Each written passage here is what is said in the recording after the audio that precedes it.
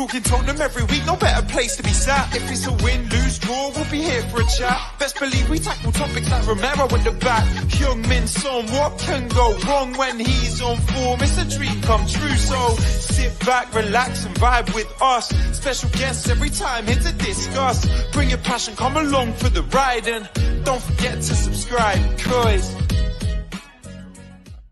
Hello and welcome to the first Hollie's Hotspurs live of the new season. Ange Ball is in full flow and I'm very excited tonight to dissect it all with my three fabulous guests.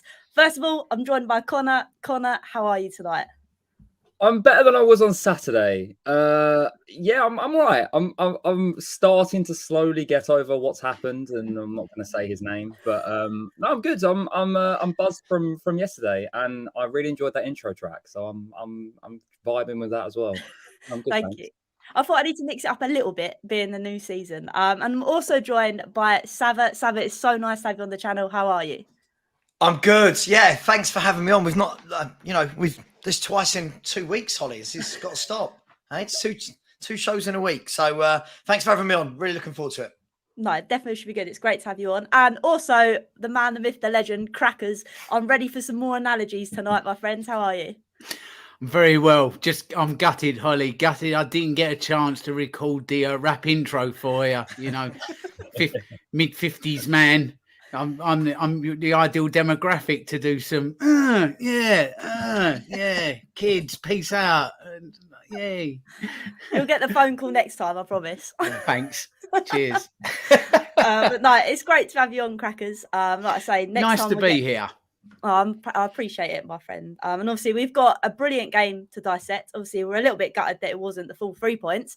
But hey, it's a good start to the season. Obviously, before we delve into it, I'm going to mention his name, Harry Kane. I'm kind of glad that it's done and dusted now. We've moved on. I don't want to get everyone's thoughts because I know Connor's been on here every week, me talking about Harry Kane, him giving his thoughts. But he's gone now. I'll start crying as well. You don't want that. I'll start crying.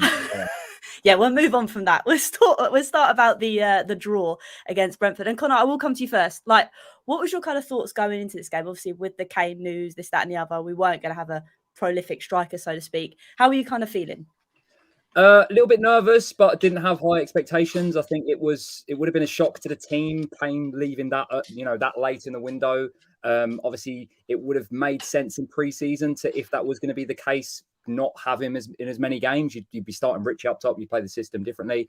So I was going into it thinking a draw would be great for us, and coming out of it with a draw, I'm pretty chill with it. I thought we played really well. I thought the debutants were brilliant. I'm probably going ahead of what we're going to say here, but yeah, I was really sort of slightly nervous, but come out of it actually feeling really good and not as sad as I was on Saturday. So yeah, I'm happy. I'm happy. No, definitely. I think we had the joke last year that Hollie's Hotspurs was literally a therapy session all last year, Savva. So what was your first initial thoughts, obviously, of how that game went? Just an overall thought sort of thing. I'm just so happy that Antonio Conte's gone. That was my initial thought. Just look, a manager that wants to play football, right? It was so refreshing to see the first 30 seconds we get the ball and we camped in another team's half rather than all retreating to 10 men behind the ball.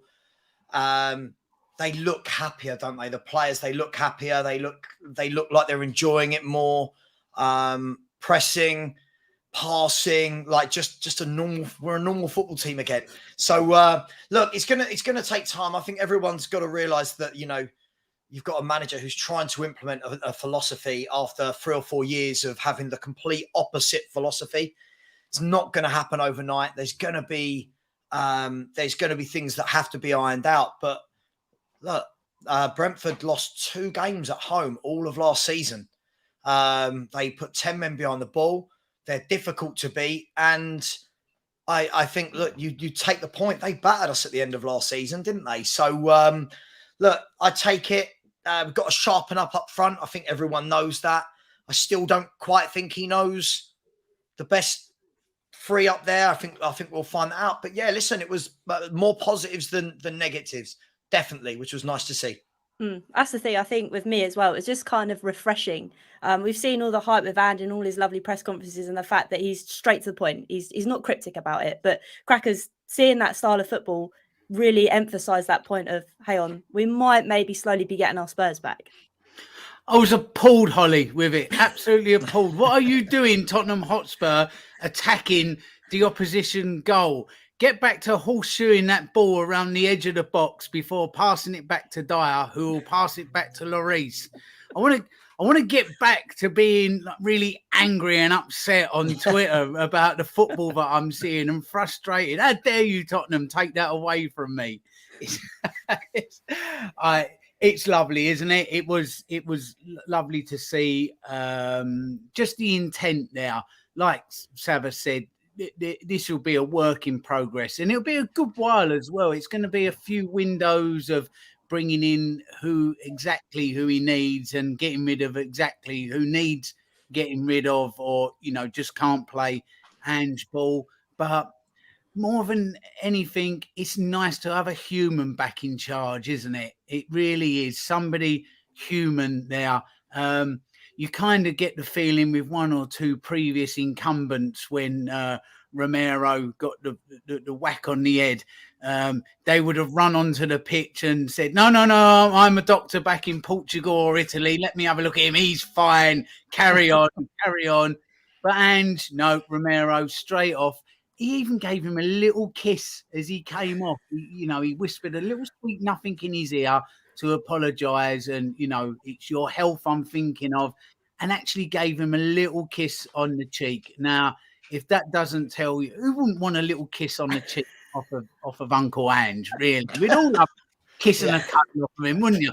That's the vibe he gives. I mean, on Last Word on Spurs last night, I talk about Ange in a little bit of a sort of jokey way. He's no joke of a man, by the way. He looks like he's got them human personalities, but beneath that really nice exterior of him and a genuine warmth, there's also a very, very serious football man as well. So, I don't want that to get lost in all the sort of Uncle Buck vibe of him, like John Candy vibe. He's a seriously good man manager and a football manager as well. So, but he just still seems like a lovely man with that as well. He's somebody you could go for a beer with, isn't he? Mm-hmm. He'd stand his round. One or two of the others, you buy a couple of rounds and just pop into the loo and he'd be out the window of the cubicle, wouldn't they? One or two of the others. So it was nice to see like a bit of football and a bit of humanity back at Spurs. Definitely. And actually going off that point, and Savva, I'll come to you, it's the fact that at the start of the game, and I assume that maybe Ange and Sonny have had the chat, but you saw Sonny, obviously our new captain, drag the team across and obviously go to the fans and applaud them. Is that something that I think we've all kind of needed as fans? We need that kind of a little bit of appreciation, the fact of what we've been through. So how did you kind of find that call from Sonny and Ange? Yeah, listen, I think it's just a bit of appreciation. I think, Sonny's been through what we've all been through, right? We've been through a number of years now of, dross. I'm going to say it. It's been tough to watch, right? It's not what we're used to. It's not what I grew up watching at Tottenham. Crackers, I'm sure it's definitely not what you grew up watching. You probably saw the generation before me. No offense, I'm just saying. But we grew up watching football, and I think they realised that what we've been watching, they've not enjoyed either. And it was good to get some appreciation for the fans. We have been through the ringer a bit. Just lost your best player, out of Europe altogether. Everyone at Spurs is very loyal, fiercely loyal fan base that haven't had loads to cheer about lately, right? And listen, I'm just hoping that this, I know it's going to sound a bit mushy, I really am hoping that this manager now and this group of players can go somewhat towards mending relationships between fractured fan base, fractured YouTube channels, just all of it, right? Just something that we can all say, all right, we've got different opinions on this and that, but we all love the direction that the club's going in. And I don't think we've had that for a very, very long time. I was very much at Conte out for a long time, and I took pelters, Hollie. He's a winner. He's the best thing you've ever seen at Spurs. And I was like, not for me. So I think Ange will get it. I don't think he'll talk down to us in press conferences. I think that he will speak to the fans as though they are human beings. And sorry, ignore the dog. And Yeah, and listen, he's a manager that I think I'm proud to say that's the manager of my football club. Bit like Yo, a bit like Poch, that kind of normal vibe rather than I'm too good for Tottenham vibe. So I'm positive with the direction, but there are still things that need to be done this window. 100%, and luckily for us that window hasn't exactly slammed shut yet, so hopefully we can do a bit more business. But Connor, I want to come to you because obviously with the lineup we did see 4 debutants for Tottenham in a new Spurs shirt. What do you kind of make of their performances? Obviously we won't do them all at once because they've all got different reasons for great starting, but I just want to talk about Ange and the fact that he had the guts to obviously start the likes of Doji, start the likes of VDV, which I thought for Van der Ven to be chucked in straight in the first game shows that he obviously believes in him, and the fact that he's got the balls to do that as well. 100%. Ange knows what he wants straight away. He doesn't want to faff around with different systems. He wants to start the season straight away with the players he knows he wants. He some would argue he's put Van der Ven in the deep end there, maybe putting him, but he can trust him. He's got the willingness to actually start him on the first game, and he was good. He played well. For me, I can't fault any of those debutants at all. I think I've had several arguments with people on Twitter about Vicario. Maybe we'll cover that. But for me, honestly, and what Savva and Crackers have alluded to about, the vibe of Conte and fan being split, I think that's maybe been an issue with the fans in general in terms of when we've called players out in the past. Emerson was getting booed. Sanchez was getting booed. Vicario was getting all this slack before. Hopefully under Ange, again, a lot of people didn't want Ange. Hopefully under Ange, we're getting this sort of, no, we'll give it time. We'll actually see what happens and go from there. And I think straight away, we're going into that game thinking, yeah, okay, the front three might not have been firing, but all those players who come in actually look really good. Adoji was brilliant. I liked Van der Ven. I thought Madders, well, listen, you know how much I love Madders. I could literally sing Madders' praises for days. We have needed that player for so long. It's just a shame he's here now. Harry's not here. But honestly, they were brilliant. They were all brilliant. And that was symptomatic of Ange having the faith of them and in them just really buying into what he's doing already. I was so impressed, honestly. And that's the thing. I think with the first game of the season, obviously, we were all kind of preempting of what we were going to see. And the fact that obviously chucking those boys in, it kind of showed that we are heading in the right kind of direction. And Crackers, I want to come to you because obviously Connor has mentioned Vicario, and you being that obviously the goalkeeper expert is what you are. I just want to kind of get your thoughts because Connor is right. I think I've seen a lot, and I know Twitter's probably the worst place to see all of this, but there is a lot of fans that are saying, oh, he's not good enough. And my mum said, oh, he reminds me of Gomez too much. But Crackers, what's your thoughts on Vicario? Well, it's unlike Twitter for people to take an unmeasured stance on things, isn't it? It's normally so rational and even killed, isn't it? So, across social media, Vicario is like some people they want his head on a stick at the Tower of London, didn't they? So he's had one game. I mean, look, whoever plays in goal for Spurs is going to be quite harem-scarum in the role they're going to be asked to play and take with this sweeper keeper, almost an outfield player. It's high risk, high reward goalkeeping, and Vicario's being asked to play that way. You're going to find through the season there'll be a couple of moments where he could have picked it up and he'll look to play it out and it will get intercepted and we'll find one in the back of the net and everybody will go absolutely mad over it. But you'll also find there'll be a couple of times when he makes a terrific save, gets to the edge of the box about 3 weeks before Lloris would have, after he's sort of fallen to the floor and held it and looked round, get the ball out wide, wallop, and we get a goal. So look, that's just the life of a goalkeeper. Sometimes they throw one in the back of the net. It does happen. Then other times, they'll make a save where you go, oh, Lloris wouldn't have made that save. And then, that's just the goalkeeper's life. He's young in goalkeeping terms. He's 26, so he's still got maybe another 3 years before he really gets developed into a full-blown goalkeeper. He's moved to a new country. His English is excellent, so that's that's always a bonus moving overseas, as I found speaking a native language really does help. Not that I do. So, you know, he's settling in. He's got new defenders within a new defenders, if you like, playing in front of him. So he hasn't even got an established defence that can sort of talk him through it. They're all talking each other through it at the moment with, you know, Mickey van der Ven there. And by the way, every time I go to say Mickey van der Ven, Vicky, I'm doing the same as Ricky Sachs last night, calling him Vicky. Mickey van der Ven. I keep wanting to say Van der Vaart by muscle memory. It's just like I'm just going to end up calling him Vicky van der Vaart, I think, and just be done with it. And we'll all know what you mean, so it's fine. Exactly. Exactly. So he's an explosive character as well, Vicario.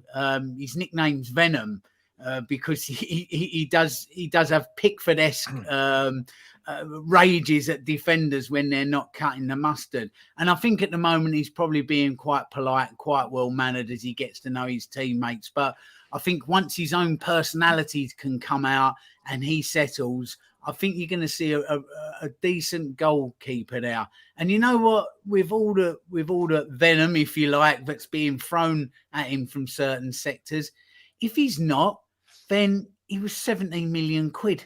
Which, I mean, you know, to you and I, 17 million quid's like, wow. In football terms, it's back of the sofa money, isn't it, really? But I like him. I think give him time. I think he suits the system that we're going to be looking to play. No, 100%. And like, I think I agree with everything you've said, Crackers. And it's more the fact as well, when you mentioned, obviously, those defenders in front of him, we wanted a pre-season that meant that he'd be able to do that. And obviously it's taken so long to get those defenders in that we're kind of a step back already. But like you said, I think he did amazing considering it was the first game of the season and not having much time to obviously play with those defenders. But Savva, I want to stick on the note of defenders and then come to Adogi, or however you say his name. I thought he was insane. And I think I loved him one of the preseason games. He has got so much ability, so much confidence, and he's only 20. It's a madness. Yeah, he's an athlete, isn't he? Powerful lad, 20. Look, there's going to be mistakes in there throughout the season, but he's 20. What I liked about him yesterday was just his physicality as well. He likes going in for the fight, for the battle. He wants to get forward. He's got pace. He's athletic. And hopefully he'll grow. I think it'll be perfect for a team that is going to play a high line. You need that pace as well. And I truly believe that once we settle down, once we get the midfield three settled, I still don't think at the moment, I still don't think Ange quite knows who the third one is. Obviously, you've got, I think Basuma and Maddison, we'll talk about them later, I'm sure, but they're nailed on. And the reason I bring that up is I think once you get a number 6 that wants to sit and that does all the doggy work, like all the big clubs have it. United have Casemiro, City have Rodri, Chelsea have now just, I believe, signed 165 million pounds worth of midfielders that will do that in one day. You see where I'm going with that, right? I think once you've got that guy, you'll see even more of a Doji because he'll be able to go forward in the comfort knowing that there's somebody there to mop up. And the fact that he's playing next to Van der Ven, who is just absolutely rapid. So, yeah, I like him. There's nothing to dislike about Adoji. And I'll be honest, when you watch him, I never want to see Ben Davis or Ryan Sessegnon play left back again. I'm sorry. But you look at the levels of footballer and he's just one game in, just head and shoulders above the other two. So, yeah, promising. Good player. Definitely. I think that's the thing for me. It just threw me away at the age and the fact that he is, I know we joke about saying being chucked into the deep end, but he kind of was in a sense. This is his first Premier League game. And he did the absolute business. It's almost like he's been there since obviously day dot, whereas he was on loan last season and he's just come straight into the forefront of it. I think he did an exceptional job. And obviously, Connor, Savva has mentioned Van der Ven. I know we touched on him a little bit, but there was times yesterday where I thought, oh my days, we've been cut open here. And all of a sudden, his long legs, I call him Daddy Long Legs, came shooting along and he's managed to get back into position. I feel like that's something we've missed for a very long time. Oh, 100%.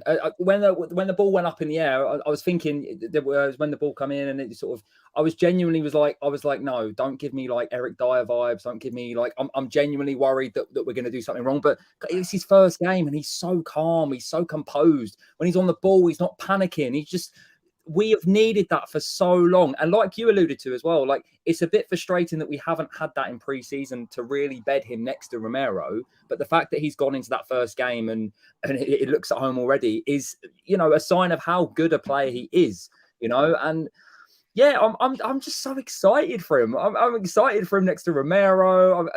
The thing is, I think he could do a job next to. We'll talk about Romero being that senior centre back, and of course he is. But I think he could do a job next to any of them. I think any of those centre backs, if you have him next to them, he will just command them, and he'll be younger than them. He'll be telling Eric Dyer what to do. Do you know what I mean? Like it's no, I love he him. won't. And... If I ever see Eric Dyer again in a Spurs shirt, no, he won't. But even like you said, sorry, Connor, even like you said, when obviously we sadly had to see Romero come off and Sanchez on, again, your points added to the fact that obviously he was kind of teaching him what to do, sort of in that kind of terms. Because I know last year when we spoke about the booing and things, it must have been a big thing for Sanchez to come on in this game so early on, after what happened last time in that kind of sense. Absolutely. And he's this. I want to sit here and give so much praise to Davinson Sanchez, because this guy has received so much hate from areas of our fans who've said he's not good enough. We've all criticised him to an extent. It's been a bit too far, but I mean, all right, it's a friendly, the Barcelona friendly. He was fantastic. He was genuinely fantastic in that. We're thinking, what? This is not a Davinson Sanchez redemption arc because it's a friendly. Then he comes in from Romero and you're thinking, oh, you know, I'm a bit worried here, but he was so settled. And now you're thinking, and I'm not going to like get ahead of myself here, but now you're thinking, if we don't get that other centre back, I don't want to do this. Listen, Savva, Don't do it. Don't do it. This is what we do every summer. Don't do it. Don't do it to yourself. You know we need better. We do need better. We do. But I think, and I don't want to sit here and moan at Dyer, but Dav already this season has done more than Dyer did for probably half of last season at least. And that's me being kind. So yeah, I don't know, but I'm excited. I'm just genuinely excited, and I'm not worried about the defence, because we leaked again over 60 Premier League goals last season. What team that side of the table does that? First time we've done it in like 20, 30 years or whatever it was. So no, I'm so happy that we've not just got a centre back, we've got one that is at home already. I'm buzzing. I am so buzzing. That's the thing. I no longer have to call it a therapy session on a Monday at the moment. It's great at the mo. I don't know if that's going to be like that three games in, but there we go. But Crackers, I want to come to you because obviously there was aspects of the game that happened, but we will dive into shortly. But I want to talk obviously about possession. As we know, that's kind of Andrew's thing, and obviously I think the midfield did a great job of obviously switching the play. One man that obviously did an amazing job was Bissouma. So Crackers, far away on the Bissouma angle. Well, who would have thought with Bissouma that if you allow him to actually play football and don't hold him back, he could actually be that player that we signed from Brighton. And we paid £30 million for him. I think it was Something it like about 30 million pounds. Now all of a sudden players I don't even think as good as him are £130 million.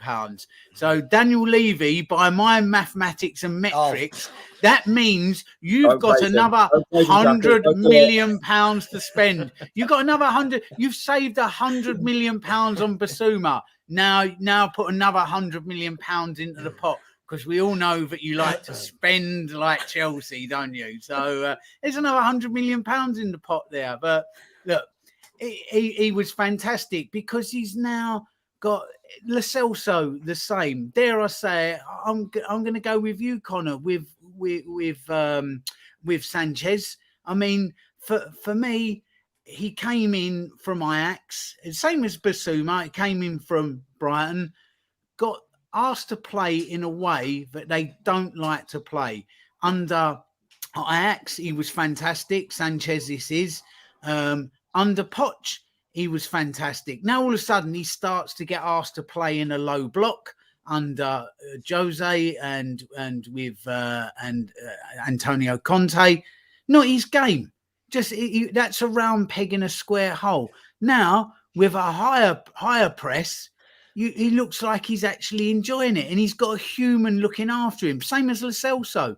He's looked a happy player. Bissouma's looked a happy player. So look.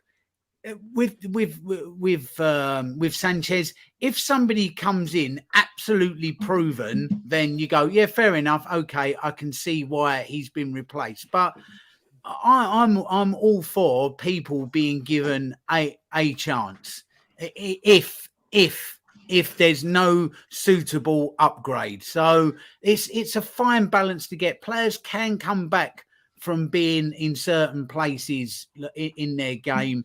It's a tough one to call, isn't it? But like I said, if you can find that replacement, then you do it. If not, then well, you just got to try and work with what you have got. We do want better, but Basuma, wow. He was incredible. And do you know what? In all that, I do feel a little bit sorry for you, Doji, because he was just as impressive yesterday, by the way, with what he done. It's just he doesn't do that fancy get forward, nutmeg in the midfield, setting stuff up. He was fantastic. That's the problem. If you're playing up the top of the pitch, you get all the fancy Dan accolades. If you're at the back, not so much. But that doesn't mean you're any less impressive. So there was some very, very decent performances yesterday. So harder tests to come with Basuma as well. He's going to come up against a few very, very decent midfields starting next Saturday. And there's going to be a few times, I think, under Ange Ball, we will get our asses handed to us on a plate, to be honest. And we've got to be brave as a fan base as well and work through that. But eventually, let's see. It may well pay off. But Basuma yesterday, there's a start. There's a real start. What a start.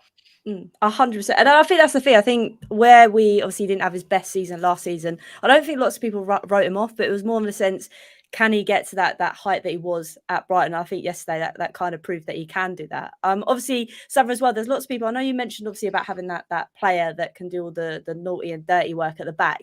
But obviously people have already mentioned that we've still got Bentancur that today was in I think he's still like doing his own personal training, but with that kind of element as well, it means that we have another player that we can chuck into that mix. Does that kind of make life a little bit harder for Ange, or do you think it's a blessing in disguise?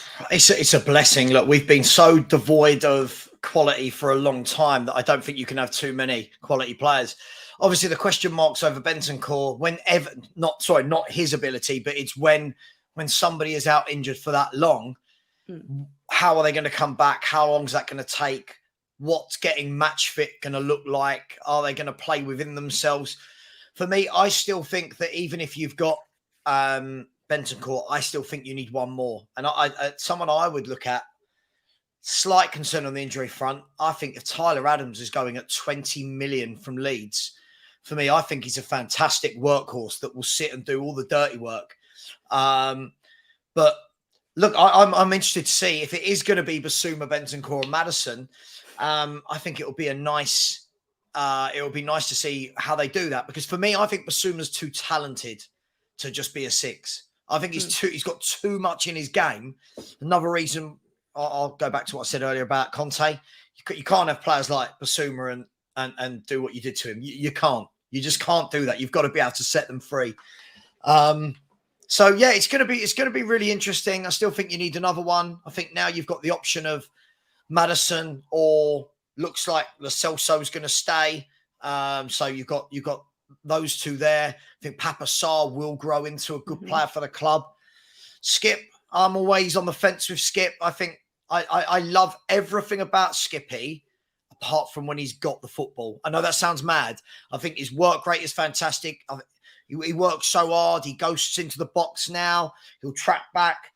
For me, when he's got the ball, I just think that's where he isn't quite as good as the others. But look, there's options there, right? And it's been a long time since we can say that. So, yeah, look, it's hard to find negatives at the moment, apart from, I'm sure we'll get there in a minute, apart from the so-called top players at the top of the pitch. So I'm sure we'll get there. We'll have some fun. I wasn't going to do it quite so soon. We will I haven't done it. I haven't said any names, I promise.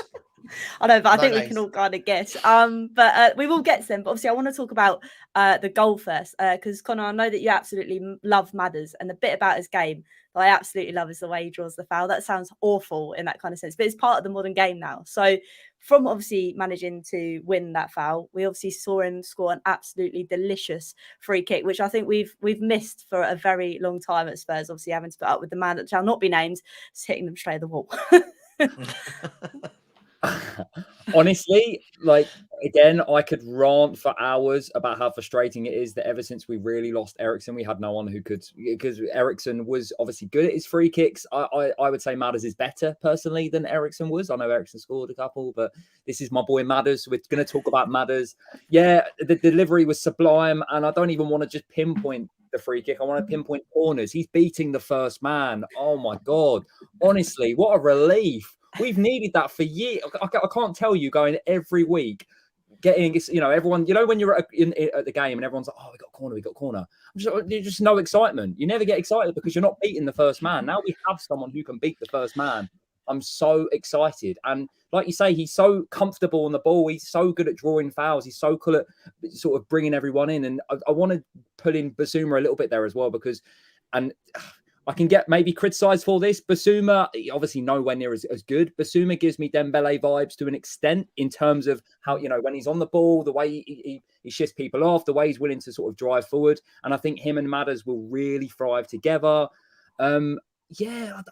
He just, for me, Maddison, the second he arrived, was just looked so at home. He gave that sort of vibe, and you're seeing him on the pitch, you're seeing him in all the media, and he just looks so happy to be here. And I'm like, this is a player that I want. I want someone who's passionate to be here for this club. And yeah, we've needed attractive footballers because it's so vastly different from the system that we had under Conte and Mourinho. But there's attractive footballers, and there's James Maddison, man. He is going to be such a star for us, honestly. I'm buzzing. I just keep saying it, but I'm buzzing if we all are just so patient with this system, because I think it can really cook if we. I really said that. If we give it time.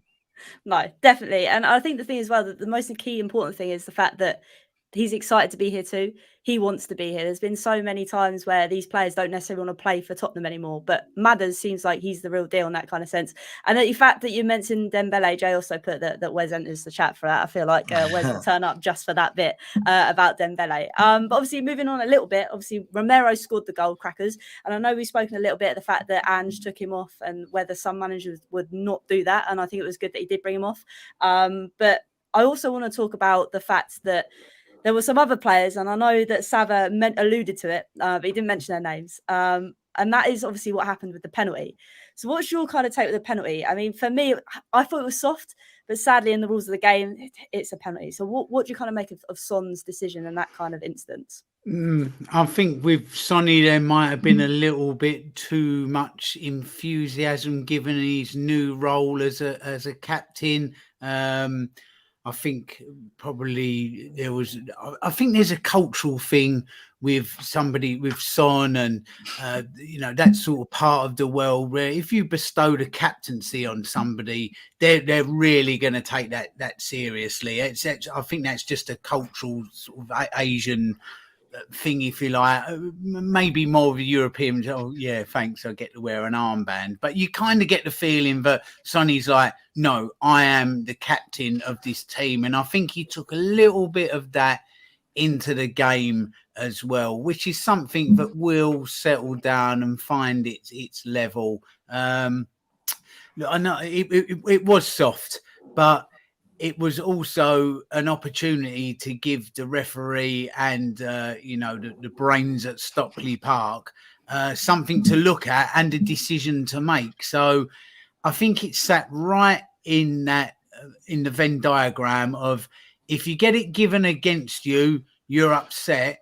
If you don't get it given for you at the other end, you're upset. So it really sat right in the middle there. The annoying thing is maybe next week there'll be another one like that at Old Trafford or Anfield or wherever, and the referee goes, nothing to see here, move along please, and you go, hang on a minute, last week, invariably it will be an Arsenal player doing it to whoever, and Team X doesn't get that penalty to go 2-1 up against Arsenal. Do you know the annoying thing, Crackers? I'll tell you the annoying thing for me with this is, like, VAR, without going to a big VAR rant, was meant to be for clear and obvious errors, right? Let's be fair, that wasn't clear and obvious. It wasn't even a clear and obvious penalty, let alone a clear and obvious error. Back in the day, they would have just gone, "Oh, get up!" Like, do you know, like, can you imagine the Julian Dixes, you know, the Neil Ruddocks of this world? Well, he actually went down and held the other ankle to the one that got walloped. I mean, come on, guy. The direction that he goes, I'm fuming. I am genuinely fuming. And like you said there, Crackers, as well. If it goes our way, we're happy. If it doesn't, we're like, well, no, that is not right. And sorry, I've butted in, but Savva as well, what you're saying about VAR, and this is the issue with it, and we're not going to go on a debate about it. But Chelsea yesterday, the handball with Jackson, right? But then you've got the day before the dunk handball. What's the handball rule? Either like no one knows, do they? It's a whole mess, honestly. So it's literally, and we argue that it's the luck of it. You know, it'll balance itself out across the season. But you know, things like that. That Jackson handball, it's like if the arms are in a natural position, it's not a handball. Well, if that's Jackson's natural position, you know, the man should be in Jurassic Park playing a T-Rex because he's like, it was like one of those, wasn't it? It was like, come on, it's like it's not in a natural position. The problem with it all as well, isn't it, is anything slowed down looks worse than it actually is. Because when you slow something down, you can, like, you know, you think Jackson in that position, I'm not sticking up for him, but how many times these handballs, the player's just moving very quickly. When you slow it down, it makes it look like they're going like that, but they're not. And I hate all this handball stuff. I'll be honest, I'm starting to feel my age. I really want to go back to the days of, if the ref thought it was deliberate, give it as a handball. If it wasn't, just play on, because the number of penalties that are taking place every year. They showed a chart in the summer. The rise in the last 3 years since VAR of penalties is just like, it's mad. Hollie, we're like old men shouting at clouds, aren't we? And what about them fiddly 5 pences as well? Used to come in when it was all fields. Used to be able to tackle, right? You used anyway, don't get me started. This is going to open a whole nother can of worms. But we'll open a can of worms in terms of Kulusevski on the other side of the week. With Son and both sides, I think yesterday they aren't really getting themselves into the game. Do you think that's just trying to learn the new Ange style because they've been penned in for so long, or do you think it's something more than that? What's your kind of thoughts on both Sonny and Decky's performances yesterday? Yeah. God, when I talk about this, people make videos about me, which I'm taking as a compliment these days. Oh, look at Savva. He said something bad. Look, I was really unimpressed with Kulu for the whole of last year. I was really, really unimpressed with him. I think we did what we did as Spurs fans the year before, which is we've seen a few months of a player and made them out to be the next Ballon d'Or winner, rather than actually wanting to see some consistency. I think Sonny had a really bad year as well last year. I thought both of them were pretty poor throughout pre-season as well, if I'm brutally honest. I'm not sure. I think they're both suited, funnily enough, to a counter-attacking style of play with the wide men they are. I think they need that space in behind, and I think they're both at their best when they're reacting. I think in a Postecoglou formation, what we've seen so far from his tactics is we're not reacting, we're proactive. So we've got the ball, we have to make something happen. And people won't like this, but Kulu did the same thing all pre-season that he did yesterday. He gets the ball, cuts on his left, passes it 5 yards inside. And Rico Henry had an easy game. Let's be fair, if you're a left back, if one of us is a left back in the changing room, right, you're sitting there going, I know exactly what my bloke's doing. And he's become very, very predictable as a footballer. Now, there are footballers that are predictable, that have one trick. But sometimes those players, like Iron Robben, was very good at it. But Iron Robben was a beast and could get away with it. I don't think Kulu's quite got that ability to get away with the one trick. I don't think he's got the pace. Sonny, I do think this is the one thing I think that Ange has done where I disagree. Sonny as captain, I think he's almost snookered himself to having to play Sonny every game now. And listen, I know everyone wants to just say, oh, it's just a bad year, but sorry, I'm going to say it. People are going to hate me. I don't think he's it anymore on the left. I think if he plays, he's got to go through the middle where he can score goals. I think on the left-hand side, I think fullbacks have worked him out. I don't think he's got the pace anymore to beat them. The step over cross isn't really working anymore. And look, I love Sonny. He's done brilliantly for this club, but I do feel that we're now starting to see the demise of Sonny. Sorry. We've gone for a really positive shot. But it's true. I feel that whole front line needs refreshing, and my front door's gone. Probably someone's come to punch me. 1 second. I'm passionate about what he's just said there. I'm so passionate about that, and I don't want to interrupt, but for me, I love Sonny so much, but I've always had the thing where he is consistent. He never will build himself up across the season. You know, he had that season when he was with Salah, and he was very good that season. But no, he's right. We need to completely refresh that front line. We're expecting Kulu and Sonny to really be the answer, but yeah, for me, we haven't even looked at a Sonny replacement. We've made Sonny captain, but we need to be looking now really at a Sonny replacement. And maybe I'm getting ahead of myself here. Someone like Matoma at Brighton, and I know he's a fantastic footballer. I'm not saying we get him because it's probably be someone like Chelsea or someone who's going in for him. But we need to be looking at someone like that, because let's face it, if Sonny and Kulu, if we have this every week, and this is another thing as well, I'm so angry at everyone who keeps blaming Richarlison. Everyone is going on saying Richarlison's not good enough. If Kane was there, no. If you watch that whole game, it's the whole front three. Richarlison didn't get much service. You can't blame him for that. We need to refresh it. And like the comments have said, they're right. I would have liked him to Solomon yesterday. To bring Solomon on, change the game, you know. And the one thing I will praise Ange for was and Savva was slight. I don't want to say Sava's wrong with that, but yes, you've shot yourself in the foot. You have to play Son because he's captain, but he brought Sonny off. We were so afraid to do that last season. Yeah. You need to be able to bring Sonny off. And the fact that he did that, for me, is a massive praise of him, because we shouldn't have this expectation that Sonny is gonna be the be all or end all for us. I love him and he's great, but no, you need to be able to have that. So yeah, we need to refresh it a bit. But again, I'm not gonna dig them out. They just need time working together as well, you know? I think that's the thing. I think obviously we're talking in a sense that we need to mix the front three out and potentially in different positions. I mean, Crackers, is it true? Because I think they are very predictable, all three of them, I think. And obviously we haven't really seen, I don't want to say we haven't seen enough of Richie, because we have. But it's that new system. Would you maybe switch them up, stick them on different sides, just to give the defenders something to think about and them something to do differently? I think so. Kulu, I think, could go left. I think that's his more natural side. Bring Sonny through the middle more. And see if that works with Richarlison, because, you know, bricklayers need odd carriers, don't they? So, you know, and if Richie being the bricklayer, if nobody's bringing him the bricks to lay, he can't make walls, can he? It's as simple as that. So, you know, for Brazil, he's got Neymar feeding him, and is it Rodriguez, I think, that feeds him for them as well. So, you know, he's got a different type of feed coming into him.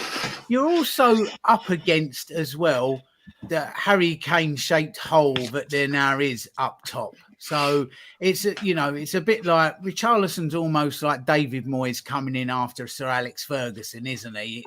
You're on a little bit of a hide into nothing. He's like, well, he's no Harry Kane, is he? Well, no, because there is not many Harry Kanes knocking about these days, funnily enough. So it's going to take its time to try and work out and see what's what.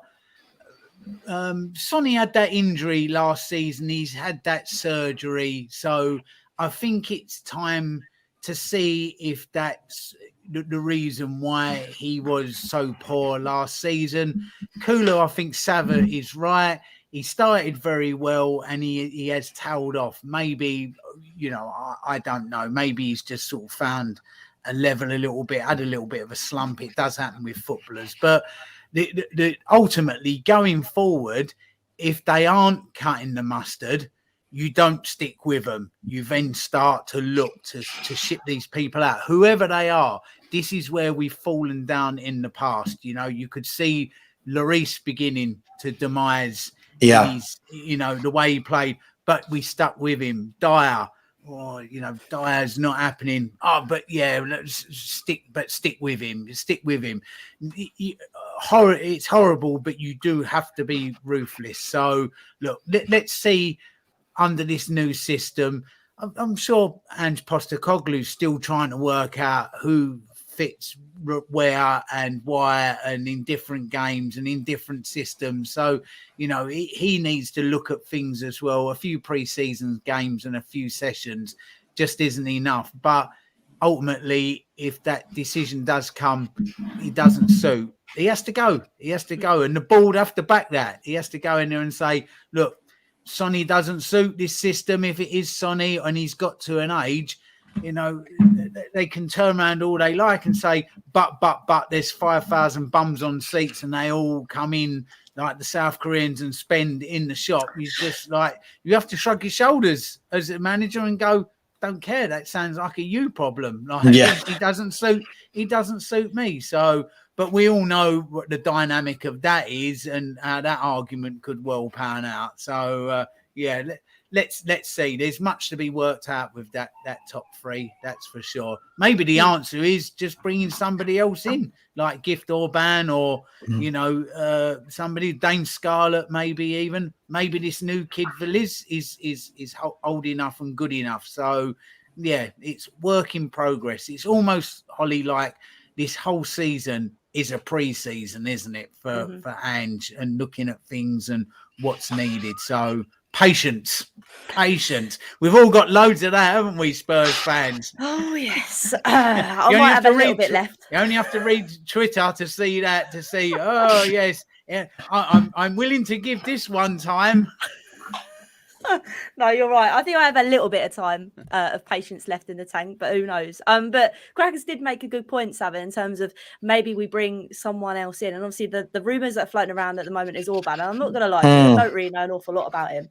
But could he be the answer, or do you think we stick with Richarlison? What are you kind of thinking? I don't think Richarlison can be the answer. I genuinely don't. I think that Richarlison's a funny one. I kind of want him to be better than he is. I just don't think wherever he's been that prolific.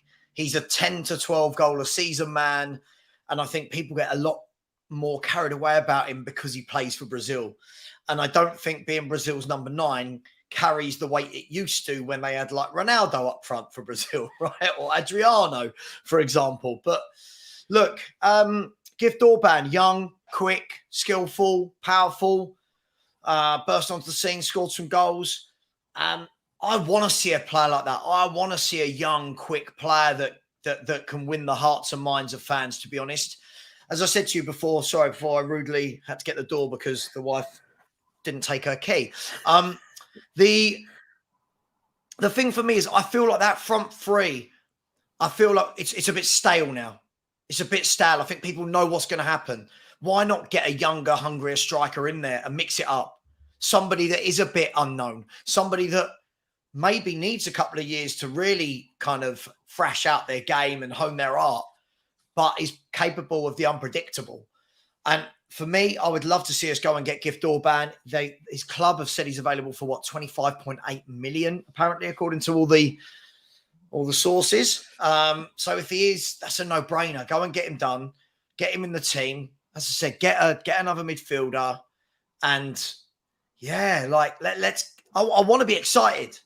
And I know this sounds really awful and people could tell me I'm a terrible, terrible fan, but I'm not excited by Sonny, Richarlison or Kulu. Not one of them excites me as a player anymore. I know that sounds awful, but never do one of them get the ball and I go, he's going to do something. I just don't feel it.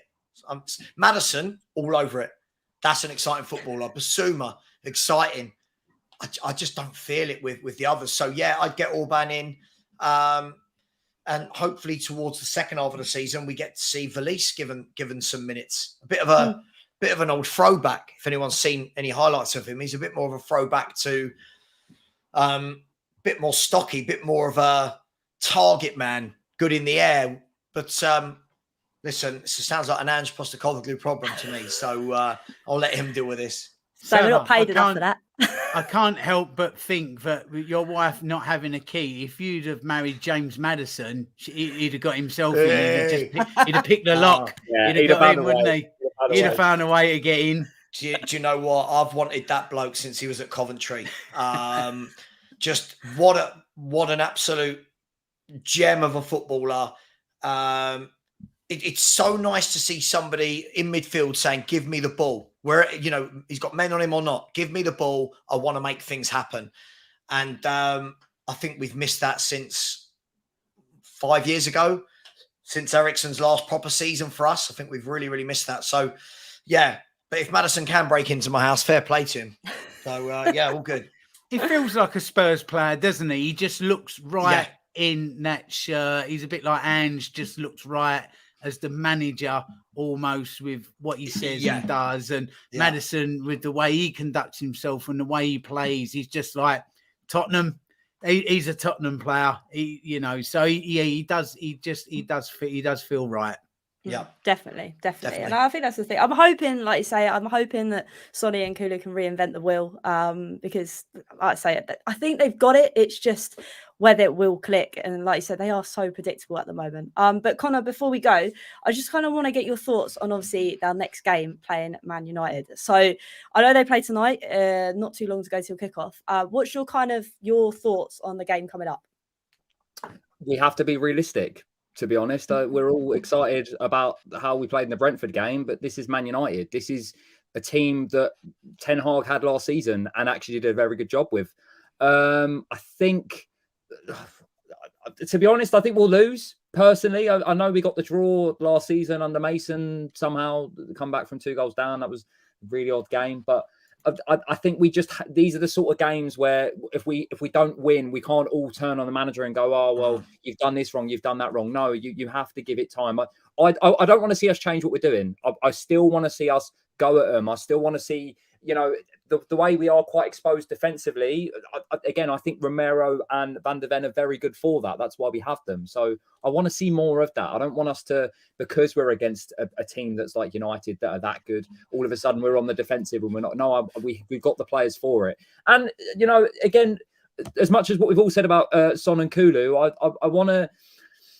I want to see more time. I want to see more time for them. I want to see more time for the patience of Ange to get the best out of them. They might not be these players that we think they are anymore. But again, we need to give Ange time with them as well. I think if Ange had a problem, he probably could really put Solomon in and then maybe go and get someone else. I think we need to be patient with that. As long as we aren't battered 3-0, I think I'll be all right. Again, the atmosphere will be good. I know it'll be rocking in the South Stand.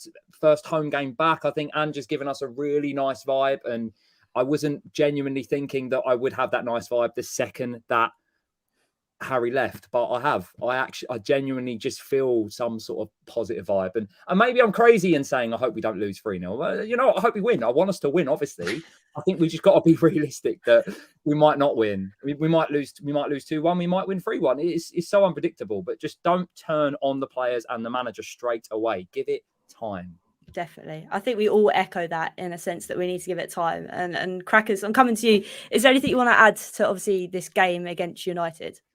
Well, it's a very, very different game to the Brentford game because they will be far more open, but then we're quite open as well. And I kind of get the feeling that we could win this 5-0 and we could lose this 5-0. I really cannot see a 1-1, 2-2, 0-0 draw with this. It's a good game to have because they're the complete opposite of Brentford, really. So within 2 games, we would have seen 2 very, very different styles of teams that we'll come up against. But like I said, this is a work in progress and we are going to get our asses handed to us on a plate a few times this season, but we just got to hold our nerve. I tell you one thing now, Ange Postecoglou will not change his philosophy or playing style. The way we played yesterday will be the way he plays next week. That's his style. He's sticking to it and he will live or die by it. So fear like. Yeah, he's live and die, not literally, but you know what I mean. It's I know what you mean. so yeah.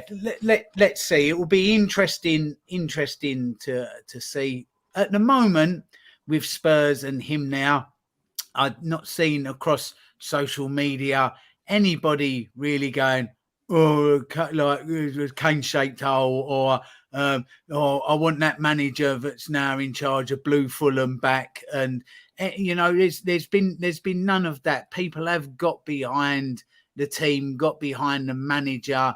The away fans yesterday were singing very, very loud in the second half. So there's some goodwill there. There's people, it seems, en masse and in general do want to go with it. So whatever Saturday brings, we have to just stick with it. We have to go with it and work in progress. Look, we've got 8th to beat from last season. That's all.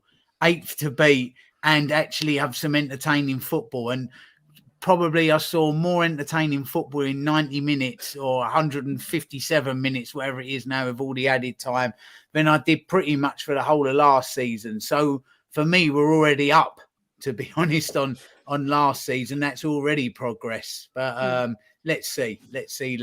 Be brave.